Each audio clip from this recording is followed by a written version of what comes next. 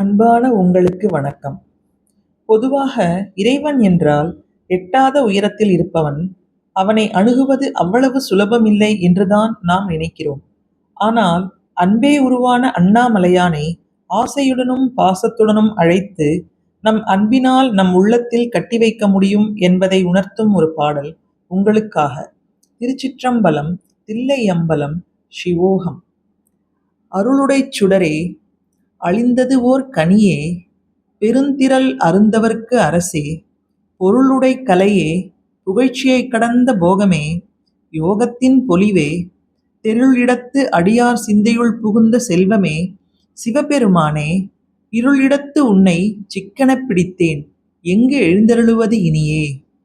திருச்சிற்றம்பலம், தில்லையம்பலம், சிவோகம். ஓம் நம சிவாய.